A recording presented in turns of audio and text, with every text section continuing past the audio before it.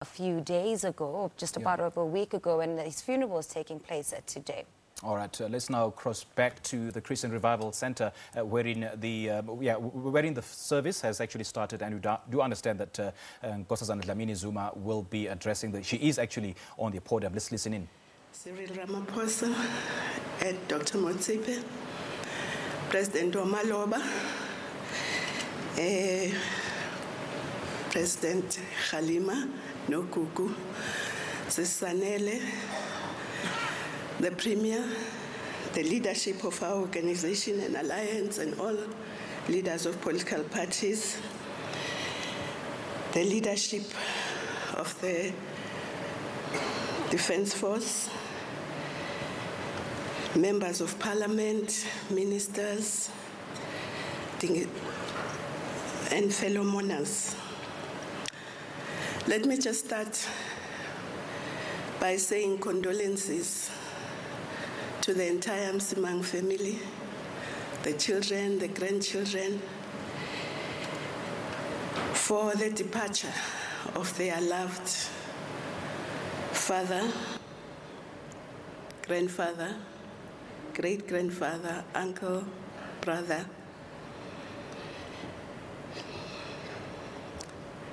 The final bell has sounded and the curtain has been drawn, closing another chapter in the life of one of our own, one of our best, Uncle Mendi. As we received the news of his passing, we felt a pang, even though we knew we had to celebrate 90 years of a well-lived life. Uncle Mendi, ever the counselor, ever the unifier, and ever the guide to all of us during difficult times. It was Uncle Mendi who quietly steered the unity train in his true style. In the background, away from the praying public eye. No matter one's views, no matter one's contestations, Uncle Mendi stood to guide one.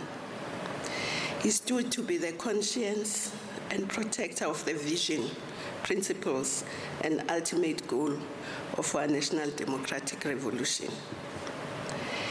He stood at the forefront of our efforts to realize a shared prosperity, social justice, and human solidarity, premised on a state based on the will of the people, a dignified quality of life for our people, and the restoration of their birthright.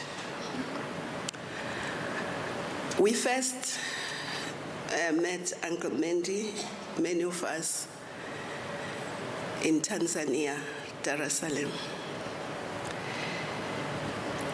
And I must say, Uncle Mendi taught a lot of us many things, but the love of education. When we came out, a lot of us were very militant, ready to go for military training immediately. And it was Uncle Mendi who one day called me, and I assume he called others as well.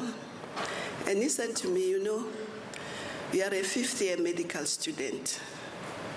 Your parents, the country, has put you through to medical school. You are just left with a couple of years to finish.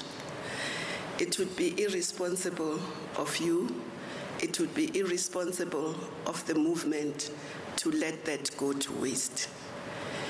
You have to finish your studies and qualify as a doctor.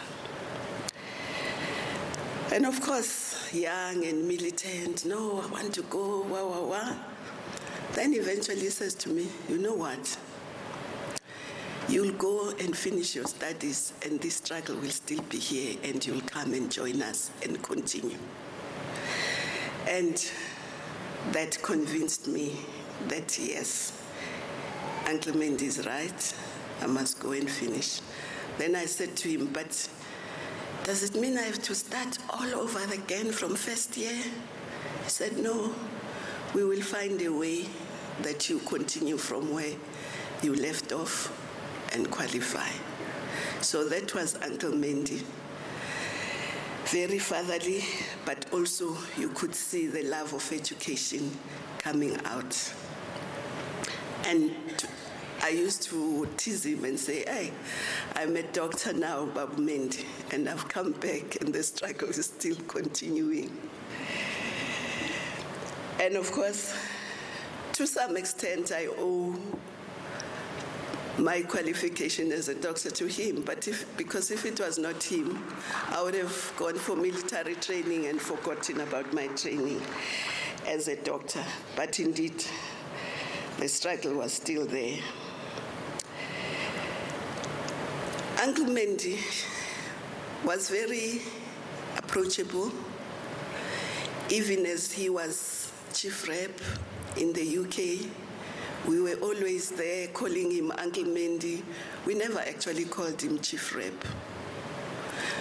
We would just say Uncle Mendi, and you would just knock Uncle Mendi's office and go in and talk to him. And he wouldn't fail to say, Unjani, Unjani.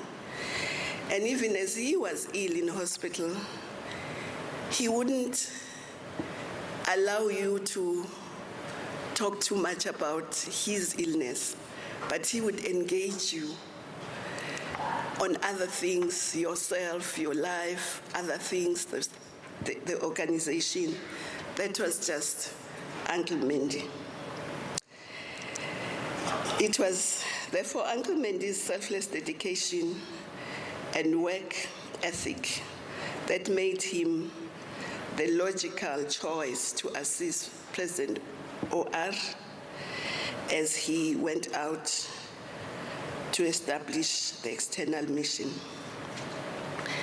And by all accounts, he carried out his work with dedication, selflessness, accompanied by the love of his people, the love of his country, the love for freedom. Uncle Mendi is gone, and we've lost one of our most learned, experienced counselors, experienced revolutionaries, at a time when our movement and our country need the likes of him most. Who shall guide us as we assert the birthrights of our people, as we increase their access to land and other resources? Who shall be the steady, experienced hand we shall rely on as we transform our economy so that it ceases to serve a few and benefits the millions who continue to suffer? Who shall be the listening ear that guides and listens to us as we contest over the best strategy to realize the NDR? But of course, Uncle Mendi has gone. He served his 90 years, short of 5 days. And true to him, he didn't want us to cry about his departure. He wanted us to celebrate his birthday as we put him to rest. But our elders and the most tried and tested leaders are slowly leaving us. And I think we shall put 2018 as the year that will go down in history, which we lost probably the most cadres of our trusted and glorious movement. Fortunately, Uncle Mendi joins the universe of our ancestors, our fallen heroes and heroines. We can now eternally drink from the fountain of knowledge as we have always done, from his wisdom, as we've always benefited, but we must always be guided by the principles by which he lived. Ethical, loving, unifying, counseling, and making sure that even as our movement makes mistakes, we don't give up on it. We are there to say we must correct what is wrong. He never gave up on the organization. He never went out to demonize the organization, and we thank him for that. And of course, we know that his family has lost an anchor. But I just want to say, be proud. Uncle Mendi was one of the best sons of the continent. Simple put, Uncle Mendi was a beautiful human being. Lala ngoxolo, Uncle Mendi, as you take your deserved place amongst the galaxy of our fallen heroes and heroines. At last, you once again meet with all your loved ones. Bask in the glory of the work you have done. We will miss you, we will remember you, but we hope we'll be able to live by your principles. Lala ngoxolo.